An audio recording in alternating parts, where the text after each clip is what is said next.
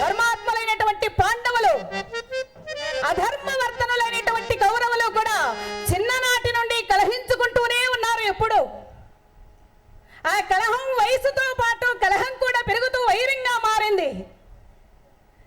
ఎప్పుడు కూడా దుర్మార్గులైనటువంటి కౌరవులు భీముడు బల పరాక్రమవంతుడైనటువంటి భీముని చంపాలనే ఆలోచనే ఉండేది వారికి ఎప్పుడు కూడా.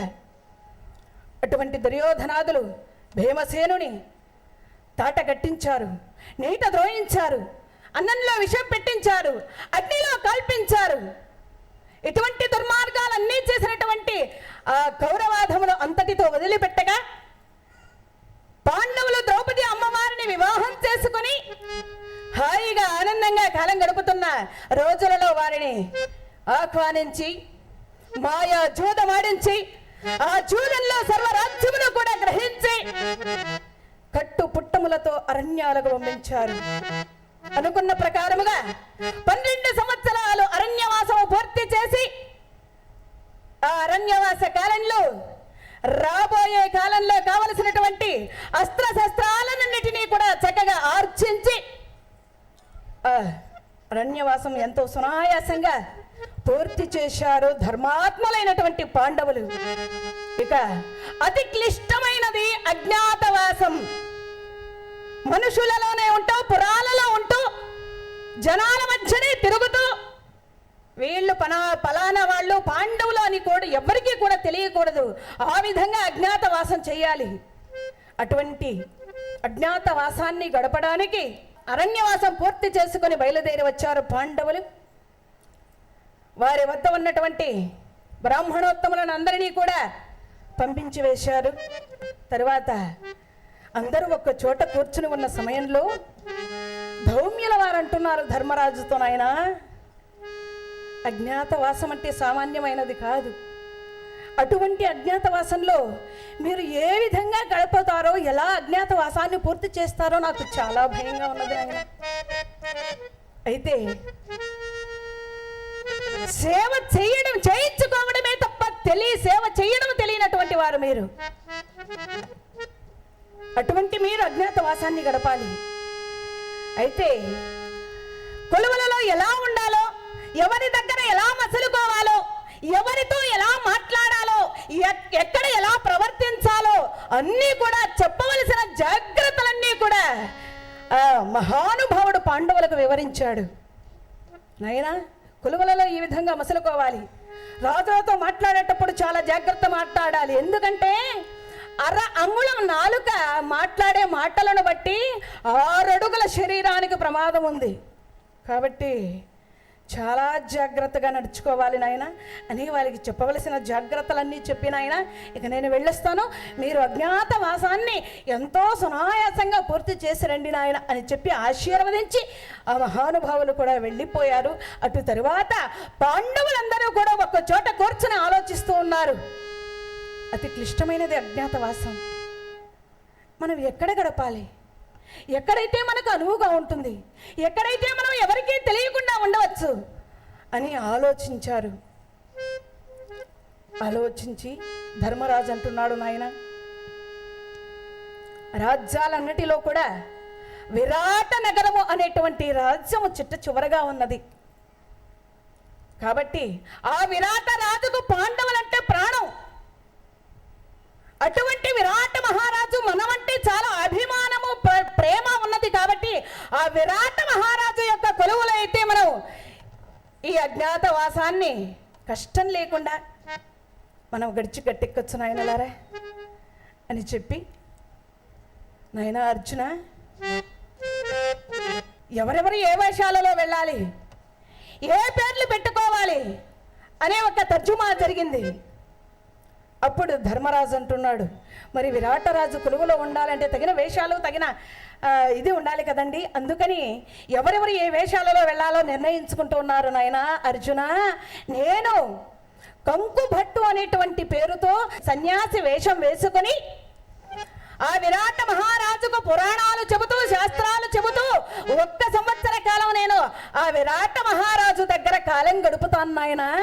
మరి మీరు ఎలాగ అంటే అప్పుడు అర్జునుడితో అంటున్నాడు ధర్మరాజు, నాయనా అర్జున, పర్వతాన్నైనా దాచవచ్చునేమో కానీ మన భీమసేనుణ్ణి దాచడం కష్టమే. ఎలాగా అంటే అప్పుడు భీమసేనుడు ముందుకు వచ్చి అంటున్నాడు, అన్నయ్య, ఈ సర్వభూమండలాన్ని ఏకఛత్రాధిపత్యముగా పాలించగలిగినటువంటి మహానుభావులు సమర్థులైనటువంటి మీరు మా అగ్రజులు ఒక సామంత రాజు దగ్గర సేవ చేస్తూ సన్యాసి వేషంలో ఉంటున్నారే, అటువంటిది నాకెంత పని అన్నయ్యా, నేను కూడా నాకు తగిన పని నేను ఎన్నుకున్నాను అన్నయ్య. భీమసేన, అవునన్నయ్య, నేను నలమహారాజు రచించినటువంటి పాకశాస్త్రాన్ని బాగా అభ్యసించాను. వంటలు చేయడంలో ఆ నలమహారాజు తర్వాత నేనే అంత గొప్పవాణ్ణి, అటు తర్వాత ఎవరూ లేరు. కాబట్టి అన్నయ్య, నాకు అదే సరైన ఉద్యోగం. కాబట్టి నేను వంటలవాడుగా వలలాంకుడు అనేటువంటి పేరుతో ఆ విరాట మహారాజు యొక్క వంటశాలలో 1 సంవత్సర కాలం గడుపుతానన్నయ్య. శభాష్ నాయన, నీకు తగిన దాన్ని నువ్వు ఎంచుకున్నావు, సంతోషం నాయన. మరి అర్జున, నీవయ్యా?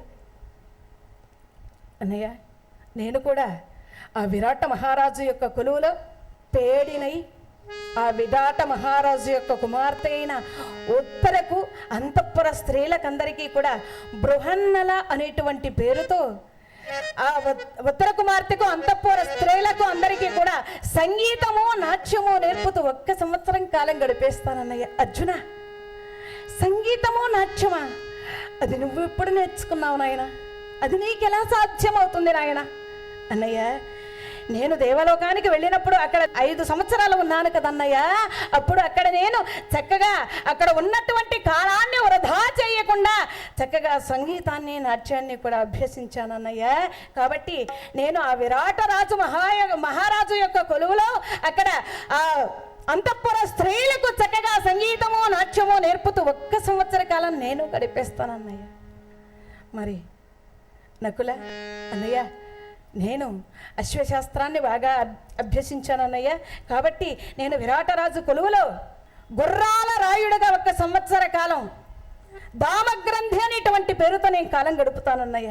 మరి సహదేవ, అన్నయ్య, నేను ఆ విరాటరాజు యొక్క కొలువులో ఆ రాజ్యంలో పశుశాల అధికారిగా, పశువుల కాపరిగా, తంత్రీపాలుడు అనేటువంటి నామంతో నేను కూడా 1 సంవత్సర కాలం అక్కడ కాలం గడుపుతానన్నయ్య. అనగానే నాయన, మనమంటే మగవాళ్ళం, ఎక్కడో చోట ఏదో విధంగా కాలం గడుపుతాం. అయ్యో నిజ పుణ్యముల ప్రభు, ఒకరి దగ్గర సేవలు చేయించుకోవడమే కానీ కనుసన్నలతో సేవలు చేయించుకున్నటువంటి మహారాణి, ఆమెను ఏ విధంగా కాలం గడపాలో అర్థం కావడం లేదు నాయన అని ధర్మరాజు బాధపడుతున్నటువంటి సమయంలో అమ్మవారు అలా చేతులు జోడించి వచ్చి ధర్మరాజుకు నమస్కరించి అంటున్నది, నాథ, ఏమిటి స్వామి, మీరు నా గురించి ఆలోచిస్తున్నారు, బాధపడుతున్నారా స్వామి? వద్దు స్వామి, మహావీరులు, సూరులు, పరాక్రమవంతులు, పిడికిలిచే చూర్ణ పర్వతాలనైనా సరే చూర్ణము చేయగలిగినటువంటి మహావీరులు, భండన పండితులైనటువంటి నా నాథులే, సేవలు చేయించుకునేటువంటి నా నాథులే వేరొకరి దగ్గర సేవకులుగా ఉంటున్నారే నాథ.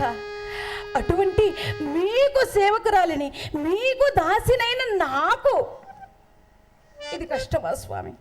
నాథ, నాకు తగిన పని నేను కూడా ఎంచుకున్నాను నాథ. ద్రౌపది, అవును నాథ, చెబుతాను వినండి నాథ. సైరంధ్రి జాతికి చెందిన వాళ్ళు మహారాణులకు అలంకారం చేయడము, వారికి సేవలు చేయడము, అలా అంతఃపురాల్లో ఉంటారు నాథ. నేను కూడా మాలిని అనేటువంటి పేరుతో సైరంధ్రి జాతికి చెందిన దానై ఆ మహారాజు గారి భార్య అయిన సుధేష్ణ అమ్మవారికి సేవలు చేస్తూ ఆవిడ దగ్గర 1 సంవత్సర కాలం నేను గడిపేస్తాను నాథ. శభాష్, చాలా చక్కగా నీకు తగిన ఉద్యోగాన్ని ఎంచుకున్నావు అని ఆనందంతో పొంగిపోయాడు ధర్మరాజు. అయితే నాయన, మన వేషాలు మారినా కూడా మన ఆయుధాలు మన దగ్గర ఉంటే మనము పాండవులమని ఎవరైనా సునాయాసంగా గుర్తుపడతారు. ఎందుకంటే పంచపాండవుల 5గురు, మన భార్య ద్రౌపది. ఆయుధాలు ఉంటే గాంధీవం అన్నటువంటి వాడు అర్జునుడని, గదాదండం అన్నటువంటి వాడు భీమసేనుడని ఎవరైనా ఇట్టే గుర్తుపట్టేస్తారు. కాబట్టి నాయన, ఈ ఆయుధాలు మన దగ్గర ఉండకూడదు. ఉండదు అనుకున్నారు. విరాట మహారాజు యొక్క నగర సమీపానికి వచ్చారు. అక్కడ ఒక శ్మశానం దగ్గర కూర్చొని చూశారు. అక్కడ ఒక చచ్చిన గోవు చర్మం పడి ఉంది. దానిని తెచ్చి ఆయుధాలన్నిటినీ కూడా గోవు చర్మంలో పెట్టి దాన్ని ఒక శవాకారంగా కట్టి అక్కడ ఆ శ్మశానంలో ఒక జమ్మి చెట్టు పైన ఆయుధాలను భద్రపరచి ధర్మరాజు ఈ విధంగా అంటున్నాడు. నరునకు ధర్మనాథనునకు దక్క, నరునకు ధర్మనాథనునకు దక్క, వరులకు భయాకరమగు మఘోరగములకు పట్టు అవిషమాబ్దములను యమతను జుడు శాస ఆయుధముల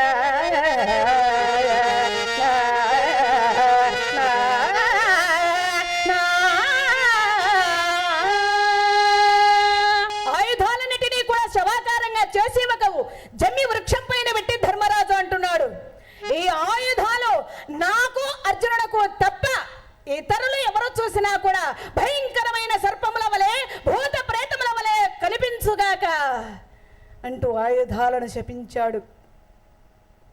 యమధర్మరాజును తలుచుకున్నారు. ఎవరికి తగిన వేషాలు వారికి వచ్చాయి. అందరూ ఒకరి ముఖాలు ఒకరు చూసుకున్నారు. చాలా బాగున్నాయి నాయన, మన వేషాలు చాలా బాగున్నాయి అని ముందుగా ధర్మరాజు బయలుదేరి వస్తూ ఉన్నాడు. విరాట మహారాజు యొక్క ఆస్థానానికి భగవన్నామ గానం చేసుకుంటూ స్మరవారం వారం చేతక స్మరణాద కుమారం వారం స్మరవారం వారం చేతక స్మరణాద కుమారం వారం స్మరవారం వారం చేతక స్మరణాద కుమారం వారం స్మరవారం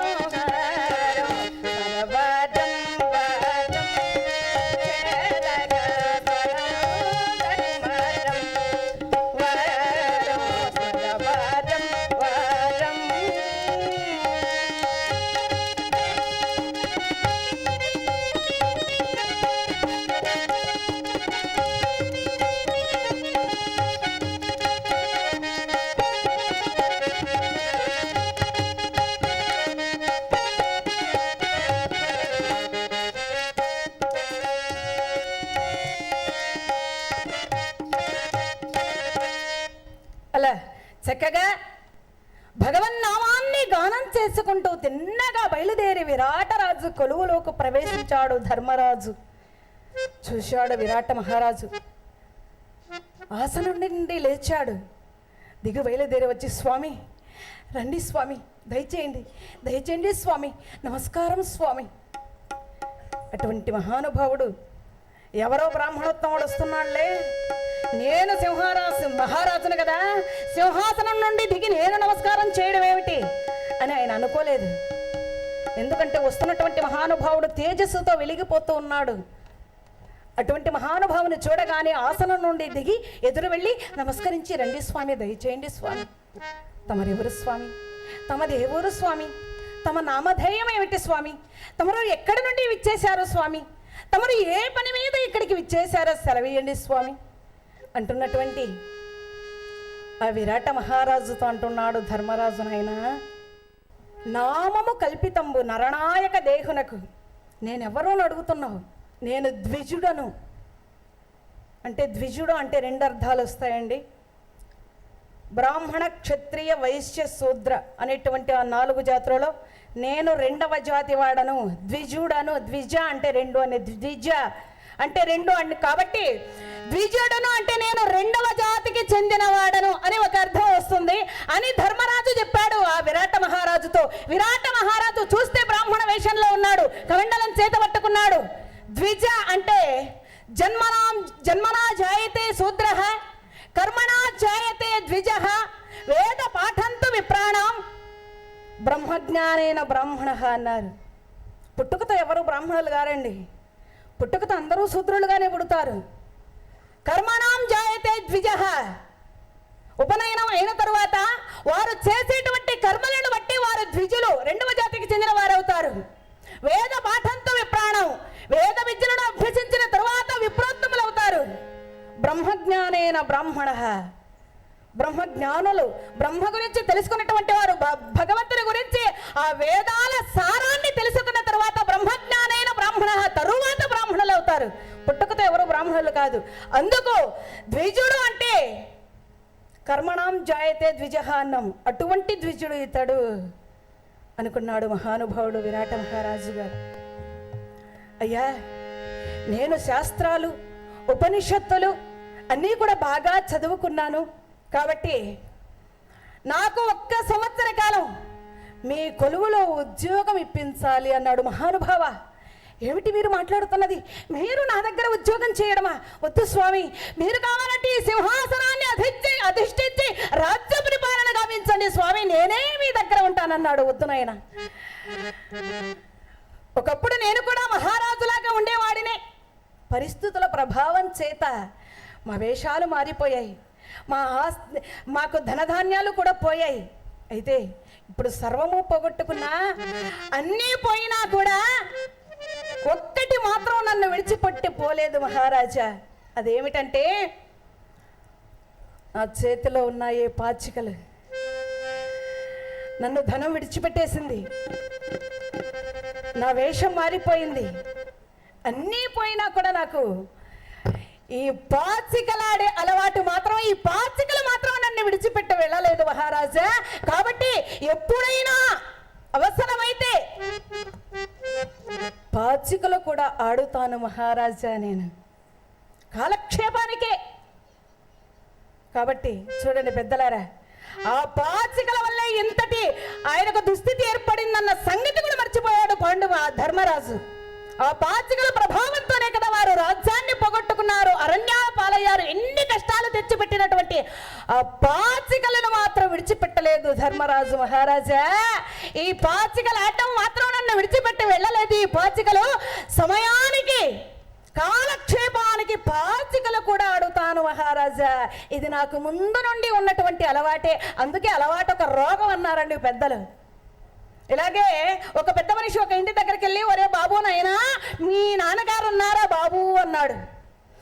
ఉన్నాడండి, మా నాన్నగారు వంట చేయడానికి ఇప్పుడే అంట్లు దోముతున్నారండి, మా నాన్నగారు వంట చేయడానికి అంట్లు దోముతున్నారండి అన్నాడు. వీడు ఉలిక్కి పడ్డాడు వచ్చిన పెద్ద మనిషి. నాయనా, మీ నాన్నగారు అంట్లు దోమడానికి మీ అమ్మగారు ఎక్కడికి వెళ్ళారా? అదా అండి, మా అమ్మగారా ఇప్పుడే మంగళి వస్తే గడ్డం గీయించుకుంటున్నారండి అన్నాడు. అంటే వాడి భావం ఏమిటి? నాన్న అంటే అమ్మ అని, అమ్మను నాన్న అనడం, నాన్నను అమ్మ అనడం వాడికి అలవాటు. అలాగా మహానుభావ, ఈ పాచికలు నేను సమయానికి అలా కాలక్షేపానికి నేను పాచికలు కూడా ఆడుతాను మహారాజా అని చెప్పి ఆ ధర్మరాజు ఆ విరాటరాజు కొలువులో చక్కగా స్థిరపడ్డాడు. ఇక ఆ మరుసటి రోజున భీమసేనుడు అసలే నల్లగా ఉంటాడు, నాకులాగా. ఒక గదను భుజం మీద పెట్టుకోవడం ఆయనకు అలవాటు. 2 మసిపాతలను అడుగు చుట్టుకున్నాడు, 2 మసిపాతలు తలకు చుట్టుకున్నాడు. నిలువెత్తు పప్పు తిట్టు ఒకటి గదాదండంలాగా భుజాన వేసుకున్నాడు. అలా రాజవర్గాన వచ్చేస్తూ ఉన్నాడు. అలా నడుచుకుంటూ వస్తూ ఉంటే చూసే జనందరూ కూడా భయభ్రాంతులు అయిపోతున్నారు. సరాసరి విరాట మహారాజు కొలవలేక వచ్చారు. మహారాజా నమస్కారం అన్నాడు. అమ్మ బాబోయ్, వీడెవడండి బాబు? ఏమండి కంకుబట్టు గారు, వీడిని చూస్తే నాకు చాలా భయం వేస్తుంది, ఎవడండి వీడన్నారు. ఎప్పుడైతే భీమసేనుడు వచ్చాలో విరాట మహారాజుకు నమస్కారం చేశారో ఆ సభలో ఉన్నటువంటి మల్లులు అనుకుంటున్నాడు, ఒరే వీడెవర్రా, ఎందుకు వచ్చుంటాడు, వీడు ఎందుకు ఇచ్చుంటారా, ఎందుకేమిట్రా, మనతో ఎవరితో ఒకరితో కుస్తీ పట్టడానికే వచ్చుంటాడు. అవునా? అయ్య బాబోయ్, అయితే వీడితో కుస్తీ పట్టాలంటే ఎవర్రా వాడితో కుస్తీ పట్టేది? ఎవరేమిట్రా, ఎవరో ఒక్కరు వెళ్ళి వాడి పాలు పడిపోతే సరిపోతుంది. సరే నేను ఇంటి దాకా వెళ్ళొస్తాను ఉన్నానరా అంటే వాడు మెల్లగా జారుకున్నాడు అక్కడి నుండి. ఇంకొకడన్నాడు, ఒరే వీడితో యుద్ధం చేసే కంటే ఇప్పుడే ఇక్కడ చచ్చిపోవడం మేల్రా అని అందరూ అనుకుంటున్నారు. ఇంతలో విరాట మహారాజు అన్నాడు, నాయనా నీవెవరు, నీ పేరేమిటి, నువ్వెందుకు వచ్చావు, నీకేం కావాలి అన్నాడు. మహారాజా నా పేరు వలలాంకుడు అంటారు, నేను వంట చేయడంలో నాకు నేనే సాటి, నలా మహారాజు తర్వాత నేనే అంత గొప్పవాడను వంటలు చేయడంలో. కాబట్టి మహారాజా మీ వంటశాలలో 1 సంవత్సర కాలం నాకు వంటల వాడిగా ఉద్యోగం ఇప్పించండి అన్నాడు. వంటల వాడుగానా? నిన్ను చూస్తే అంతలా వంత పడవున్నావు, మంచి కోడ వస్తాదులను ఎవరైనా వచ్చినా కూడా వాళ్ళని పిండిలాగా ఉన్నావు, అటువంటి నీకు వంట ఉద్యోగం ఏంటయ్యా, అది కాకుండా వేరే ఉద్యోగం కోరుకో అన్నాడు. ఏమయ్యా వేరే ఉద్యోగం కోరుకోమంటే భీముడు అంటున్నాడు, మహారాజా నేను ఈ పని తప్ప వేరే పనిలో దేనిలోనైనా మీరు పెట్టారనుకోండి మీకే తిండి దండగా. ఎందుకంటే నాకు 2 పనులే చేతనవుతాయి. అదేమిటంటే వండుట, మల్లుల రసములు పిండుట, వండుట మల్లుల రసములు పిండుట. ఈ 2 పనులు నాకు తెలుసు గాని వేరొక పని నాడుట మీకే తీడి దండుగా.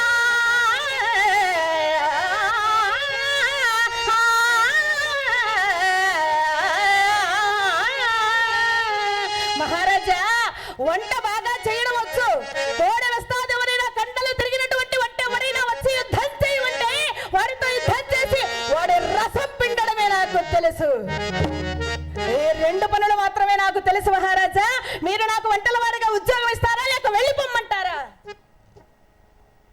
ఇంతలో ధర్మరాజు కలగజేసుకున్నాడు, మహారాజా వాడు ఏదో అడుగుతున్నాడు, వాడికి కావాల్సింది ఇస్తే పోతుంది కదా అనగానే కంకుభట్టు గారి మాట కాదనలేకపోయి మహారాజు సరేనాయనా నువ్వు వంటశాలలో ఉండు అన్నాడు. సరే వంటశాలకు చేరుకున్నాడు భీమసేనుడు. భీముడు ఎప్పుడైతే వంటశాలకు చేరుకున్నాడో అక్కడ ఉన్నటువంటి మల్లులకందరికీ కూడా నోట్లో మట్టిపడిందట. ఎందుకంటే అంతకు ముందు అక్కడ వంటశాలలో వంటల వారిని అందరినీ కూడా బెదిరించుకొని బాగా తినేవాళ్ళు కావలసిందంతా. ఇప్పుడు భీముడు వచ్చేసరికి పప్పులు ఉడకలేదు, ఎవరైనా వంటింటికి రావాలంటేనే భయపడుతున్నారు. అలా ఉడుకుతూ వంటింటికి వచ్చారనుకో, ఒరే ఈరోజు ఉట్టి పప్పే ఉందరా, ఇంకేం లేదురా, అయ్యో బాబోయ్ ఆ పప్పు అంటే మాకు చాలా ఇష్టం కదండి, ఆ పప్పే పెట్టండి భయం, అంత ఇష్టంగా ఆరగిస్తామనేవారు. ఒరే ఈరోజు ఆవకాయ పచ్చడేరా, అదే పెట్టండి, ఈరోజు అది కూడా లేదురా, ఈరోజు మజ్జిగేరా, ఒట్టి మజ్జిగేరా, అదే పోయండి తింటాం. ఒక 6 మాసాలు గడిచిన తర్వాత ఏనుగుల్లో ఉన్నటువంటి మల్లులందరూ కూడా పీనుగుల్లాగా అయిపోయారట. ఇక భీముడు ఇక్కడ ఉంటే, ఇతడి వంటల వాడు ఇక్కడ ఉంటే మనం అయిపోతాంరా, వీడిని ఎలాగోలాగా ఉద్యోగంలోంచి తీయించేయాలి అని చెప్పి వీళ్ళందరూ కూడా ఉత్తర కుమారుడి దగ్గరికి వెళ్ళారు. పాపం యువరాజుకు తన బాధను విన్నవించుకోవడానికి వెళ్ళారు. వెళ్ళి, అయ్యా ఉత్తర కుమార యువరాజా నమస్కారం అన్నారు. ఏమిట్రా అందరూ కట్టుకుని ఇలా వచ్చారు, ఏమైంది, ఏం జరిగింది అన్నారు. ఏం లేదు మహారాజా, ఎవరో వలలాంకుడట కొత్తగా వచ్చాడు వంటల ఇంటికి. వాడి వంటలు అసలే బాగుండట్లేదు మహారాజా, కాబట్టి వాడిని ఎలాగైనా సరే వంటింటి నుండి పంపించేయండి అన్నారు. అది ఎంత పనిరా, ఇప్పుడే వస్తాను పదా అంటూ వాళ్ళ వెనకాలే వచ్చాడు. అలా వచ్చి, ఒరే ఎవడ్రా వాడు, పరిగెట్టుకుంటూ వచ్చాడు ఒక భటుడు. వెళ్ళరా, యువరాజు గారు వచ్చారు, బాగా ఆకలిగా ఉంది, త్వరగా వడ్డించమని చెప్పు వంటల వారికి అన్నాడు. వీడు వణుకుతూ గడగడ వణుకుతూ వెళుతున్నాడు. భీమసేనుడి దగ్గరికి వెళ్ళాలంటే భయం, ఆ వలలాంకును చూడటానికే భయం. ఇంకా ఆయనతో ఏం మాట్లాడతారు, ఏం చెప్తారు? సరే వణుకుతూ వెళ్ళాడు. ఆ సమయంలో భీమసేనుడు గారెలు వేయడానికి పిండి రుబ్బుతూ ఉన్నాడండి. గారెలు వేయడానికి పిండి రుబ్బుతూ ఉన్నాడు. ఆ సమయంలో వెళ్ళాడు వీడు. అయ్యో వలలాంకుడు గారు అన్నారు. ఎవరా నీవు? లేచాడు. అయ్యో బాబోయ్, మీరు ముందు ఆ పత్రాన్ని కింద పెడితే కానీ నేను చెప్పలేనండి. సరే చెప్పరా. ఏం లేదండి, యువరాజు గారు భోజనానికి వచ్చారు, త్వరగా వడ్డించమంటున్నారు. అవునా, ఇంకా వంట కాలేదని చెప్పరా అన్నాడు. ఆ మాటలు విన్నాడు ఉత్తరుడు. రేయ్ ఎవరు వాడు నాకు ఎదురు సమాధానం చెబుతున్నాడు, వంట అయినా కాకపోయినా సరే నాకు వడ్డించమని చెప్పు త్వరగా అన్నాడు. విన్నాడు భీమసేనుడు. ఊరుకుంటాడా, సరే రమ్మన్రా అన్నాడు. వచ్చి కూర్చున్నాడు. వెండి పీట పెట్టాడు, బంగారు పల్లెంలో వడ్డించాడు. వెండి పీట మీద కూర్చున్నాడు. కావలసినవన్నీ కూడా వడ్డించాడు. బెండకాయ, బీరకాయ, సొరకాయ, ఇలా పొట్లకాయ, ఇలా పాయసం, చక్కగా సాంబార్లు, రసాలు, పెరుగులు అన్నీ కూడా చక్కగా తెచ్చి అక్కడ పెట్టాడు. వడ్డించాడు. తింటూ ఉన్నాడు ఉత్తర కుమారుడు. తినేవాడు తిన్నగా తినొచ్చు కదండి. ఈయన ఎందుకు వచ్చాడు? ఏదో ఒక వంక పెట్టాలి, ఈ భీముని ఇక్కడ నుండి పంపించేయాలి, ఈ వలలాంకుని ఇక్కడ నుండి పంపించేయాలి అనేటువంటి ఉద్దేశంతో వచ్చాడు. తినేవాడు ఊరికే తినకుండా అంటున్నాడు, ఒరే ఎవరన్నా ఈ వంటలు చేసి తగలబెట్టింది? ఈ పప్పులో పంచదార ఉందా? ఆ పప్పు తింటూ అంటున్నాడు ఉత్తర కుమారుడు. ఏమిరా, ఈ వంటలు చేసిన వాడికి ఏమైనా మతి పోయిందా? ఈ పప్పులో పంచదార ఉందా అన్నాడు. భీముడికి ఒళ్ళు మండిపోతుంది అనుకుంటున్నాడు. ఒరే నీ మొహం మండ, పప్పులో పంచదార వేస్తారా? ఏమిరా మళ్ళీ అంటున్నాడు ఉత్తరుడు. పాయసం తింటున్నాడు, పాయసం తింటూ అంటున్నాడు. ఒరే ఈ పాయసం చేసి తగలబెట్టింది ఎవర్రా? ఈ పాయసంలో అసలు చింతపండు ఏడ్చిందట్రా. పాయసంలో చింతపండు వేసుకుంటారండి? బాగుంటుంది కదా, తీపిలో పులుపు కలిస్తే చాలా బాగుంటుంది అన్నాడు. మెల్లగా వచ్చాడు భీమసేనుడు. పక్కన నిలబడుకున్నాడు, తింటూ ఉన్నాడు. వీడు ఇష్టం వచ్చినట్టు మాట్లాడుతున్నాడు ఉత్తర కుమారుడు. ఏం మాట్లాడాల? భీమసేనుడు పక్కగా వచ్చి ఒక్క మట్టిగా పట్టాడు బుర్ర మీద. అంతే, ఆ దెబ్బతో ఉత్తర కుమారుడు 60 లంకణాలు చేశాడు. 6 నెలలు మళ్ళీ ఎక్కడ వంటశాల వైపు కనిపించలే, వెళ్ళిపోయాడు ఆ దెబ్బకి. జయ శ్రీమద్రమారమణ గోవింద. అలా భీమసేనుడు వంటశాలలో చేరిపోయి చాలినంత వండుతూ కావలసినంత తింటూ హాయిగా ఉన్నాడు భీమసేనుడు. పెద్దలారా, మరుసటి రోజున బృహన్నల అనేటువంటి పేరుతో ఆనాడు ఊర్వశి స్వర్గలోకంలో ఇచ్చింది శాపం ఆయనకు. ఆ శాపాన్ని వరంగా మార్చాడు దేవేంద్రుడు. అది ఇప్పుడు ఉపయోగపడింది. బృహన్నల అనేటువంటి పేరుతో పేడి రూపంతో ఎలా ఉన్నాడు ఆయన? కింద గోడకట్టు, పైన జాకెట్టు, మెడలో ఒక లాకెట్టు, ముక్కుకు ఒక ముక్కెర, చేతికి గాజులు, అలా వయ్యారం వలకబోస్తూ అలా రాజమార్గంలో వస్తూ ఉన్నాడు.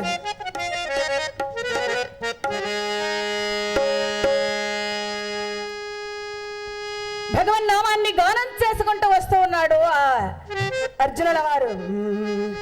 నారాయణ తే నమో నమో, నారాయణ తే నమో నమో, భవ నారద సన్నుత నమో నమో, నారాయణ తే నమో నమో, భవ నారద సన్నుత నమో నమో, నారాయణ తే నమో నమో, హర భవధర ముపాద మాధవ, హర భవధర ముపాద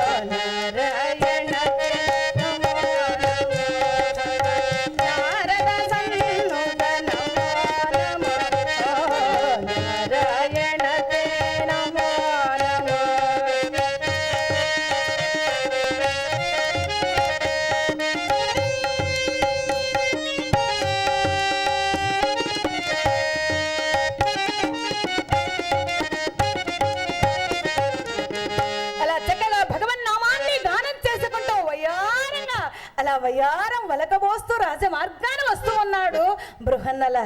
అది చూస్తున్నారు ఆ వీధిలో ఉన్నటువంటి జనాలందరూ కూడా, అయ్య బాబోయ్ ఏమిటి మనిషి, ఎంత మనిషిగా ఉంది, ఇలాంటి మనిషిని ఇంతకు ముందు ఎప్పుడూ చూడలేదే అని విస్తుపోతూ ఉన్నారు జనాలందరూ కూడా. చక్కగా సరాసరి రాజ మందిరానికి బయలుదేరి వచ్చాడు అలా ఆస్థానంలోకి.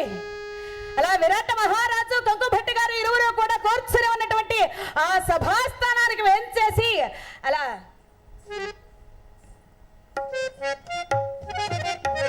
వయ్యారంగా వచ్చి, విరాట మహారాజా నమస్కారం చూశాడు. ఏమండి కంకుభట్టు గారు, వచ్చింది ఆడా మగ అండి? నాకేమో ఏమని పిలవాలో అర్థం కావడం లేదండి.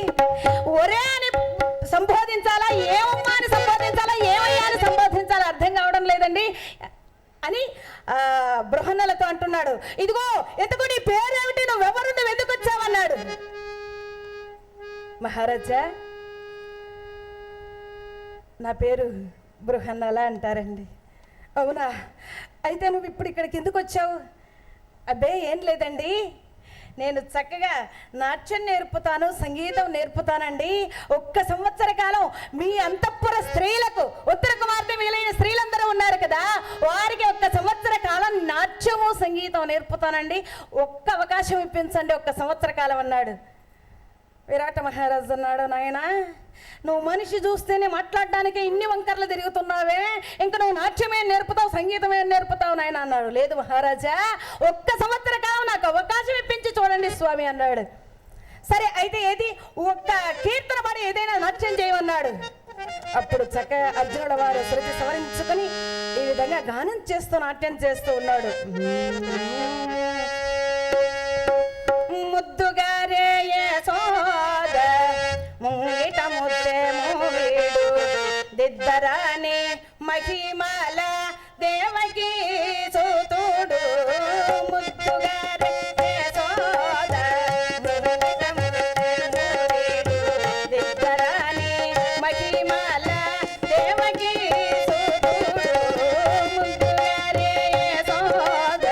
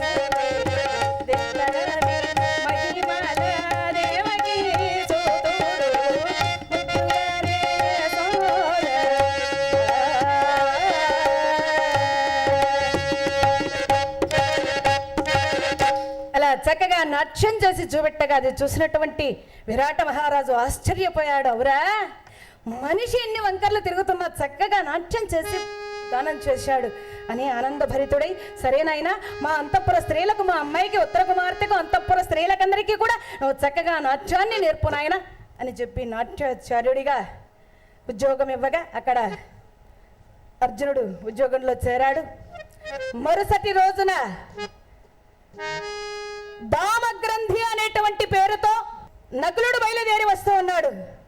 అలా తిన్నగా బయలుదేరి వచ్చి విరాట మహారాజా నమస్కారం అన్నాడు. నాయనా, ఎవరినైనా నీవు, ఏం కావాలి నాయనా అని అడగగానే, మహానుభావ నేను అశ్వశాస్త్రాన్ని బాగా అభ్యసించాను స్వామి, ఏ అశ్వాన్ని ఎలా స్వారీ చేయాలో నాకు బాగా తెలుసు, కాబట్టి అశ్వశాస్త్రంలో నేను బాగా ఆరితేరి ఉన్నాను. కాబట్టి మహారాజా మీ కొలువులో 1 సంవత్సర కాలం అశ్వశాల అధికారిగా నాకు ఉద్యోగం ఇప్పించమన్నాడు. సరేనన్నాడు. మరుసటి రోజున తంత్రీపాలుడు అనేటువంటి నామంతో సహదేవుడు బయలుదేరి వచ్చారు. మహారాజా నమస్కారం అన్నాడు. నాయనా నువ్వెవరినైనా, నీకేం కావాలి నాయనా అడుగు. మహారాజా నా పేరు తంత్రీపాలుడు అంటారు. నేను పశుశాస్త్రాన్ని బాగా అభ్యసించాను. పశుశాస్త్రంలో నన్ను మించినటువంటి వారు లేరు. ఎంత పెంకిపోతు గొడ్డ అయినా కూడా నా పాలనలో చెప్పినట్టు వినాల్సిందే. కట్టి పెట్టకుండా ఉండేటువంటి గొడ్డుపోతు ఆవులు కూడా కట్టి లేక దూడలను పెట్టించగల వైద్యం నా దగ్గర ఉంది మహానుభావ. కాబట్టి నేను మీ పశుశాల అధికారిగా 1 సంవత్సర కాలం ఉంటాను, నాకు ఉద్యోగం ఇప్పించమన్నాడు. సరేనైనా అన్నాడు. అలా ధర్మరాజు, భీమసేనుడు, అర్జునుడు, నకుల, సహదేవులు ఆ విరాట మహారాజు కొలువులో చేరుకున్నాడు. ఇక మరుసటి రోజున ద్రౌపది అమ్మవారు ఆ మహాతల్లి బయలుదేరి వచ్చి విరాట నగరానికి పొలిమేరలో ఉన్నటువంటి దుర్గాదేవి ఆలయానికి వచ్చి ఆ అమ్మవారిని భక్తితో ఈ విధంగా ప్రార్థిస్తూ ఉన్నది. పావని కాత్యాయని నన్ను పాలింపచలమేలా మాత హైమవతి నీవే గతి. పావని కాత్యాయని నన్ను పాలింపచలమేలా మాత హైమవతి నీవే గతి. పావని కాత్యాయని కాత్యాయని కాత్యాయని.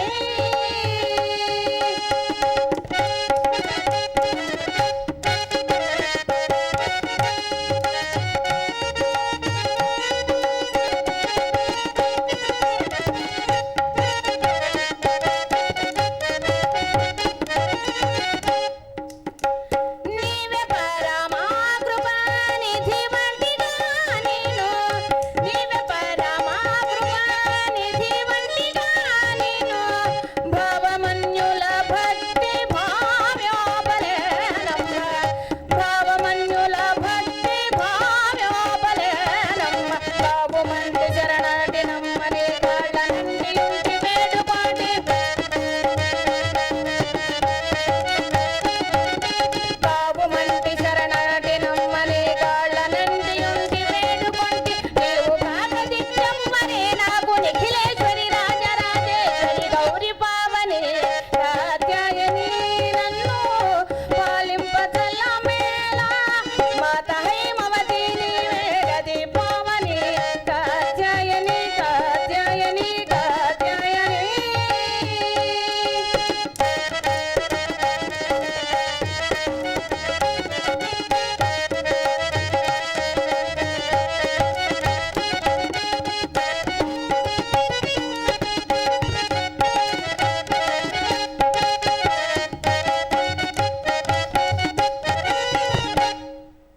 అలా చక్కగా ఆ దుర్గాదేవిని తనివి తీరా చూస్తూ తన్మయత్వం పొందుతూ ఆ తల్లిని ప్రార్థిస్తున్నటువంటి సమయంలో విరాట మహారాజు గారి యొక్క పట్టమహిషి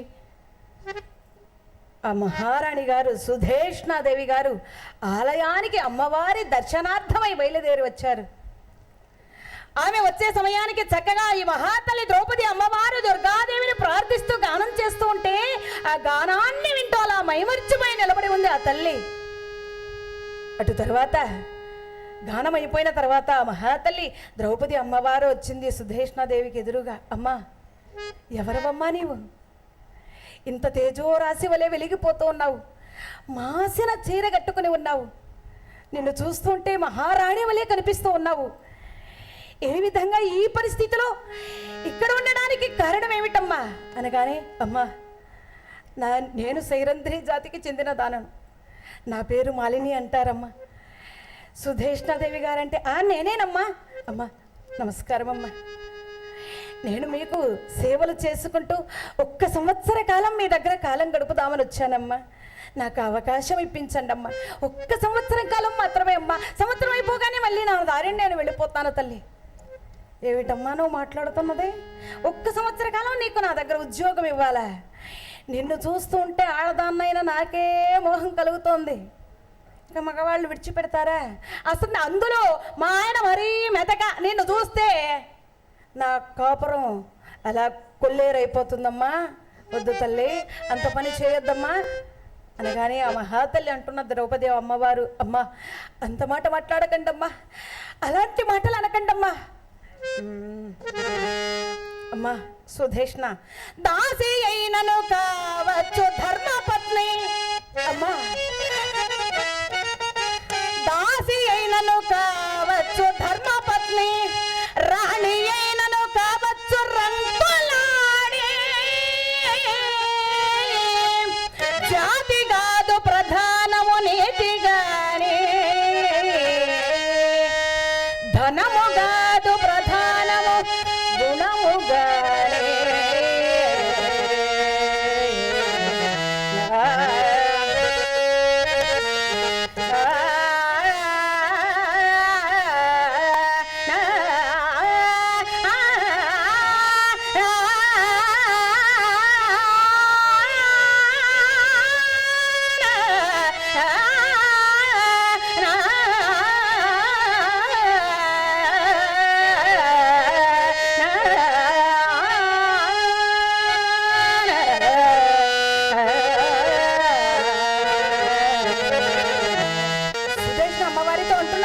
అమ్మవారు, అమ్మా అందమాట అనకండమ్మా. దాసి అయినను కావచ్చు ధర్మపత్ని, రాణి అయినను కావచ్చు రంగులాడి. అబ్బా నేను అలాంటి దానని కాదమ్మా. నాకు 1 సంవత్సర కాలం మీ దగ్గర ఉద్యోగం ఇస్తే చాలమ్మా. నాకు 5 భర్తలు ఉన్నారమ్మా, గంధర్వులు. వారు సామాన్యులు కారు. నా జోలికి ఎవరైనా వస్తే వారిని విడిచిపెట్టారమ్మా. అమ్మా 1 సంవత్సర కాలం ఏ అపాయమో మీకు జరగకుండా నేను మీ కొలువులో ఉద్యోగం చేసుకుంటానమ్మా అనగానే, అలా బతిమాలుతున్నటువంటి ఆ ద్రౌపది అమ్మవారిని చూసిన సుధేష్ణ సరేనమ్మా అన్నది. అమ్మ అయితే 1 నియమం అమ్మా. ఏంటి మాలిని? ఏం లేదమ్మా, నేను చేయకూడని పనులు చేయను. ఎవరైనా భోంచేసి వదిలిపెట్టినటువంటి ఎంగిలి భోజనాన్ని నేను భోంచేయను. వెళ్ళకూడని ప్రదేశాలకు వెళ్ళను, పరాయి ఇంట్లోకి వెళ్ళను. ఈ నియమం నాకు పాటించాలని నా కోరిక తల్లి. అలాగేనమ్మా, తప్పకుండా నీ కోరిక కాదనట్టు రామ్మ వెడదాం అంటూ సుధేష్ణాదేవి ద్రౌపది అమ్మవారిని వెంట పెట్టుకుని అంతఃపురానికి చేరుకుంది. పెద్దలారా, అలాగా ఎటువంటి వారు పాండవులు? సర్వో సహా చక్ర రక్షణము సేయాదగురేడు,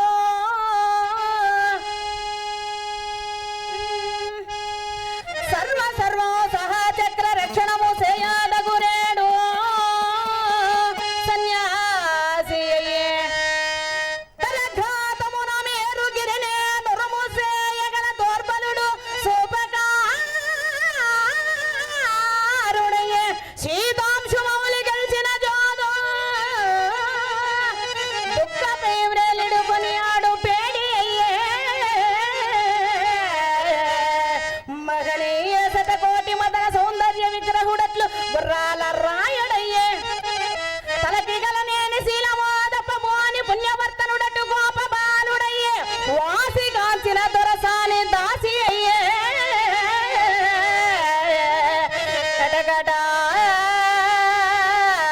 ఏమనగవచ్చు ఆ కాలమహిమా.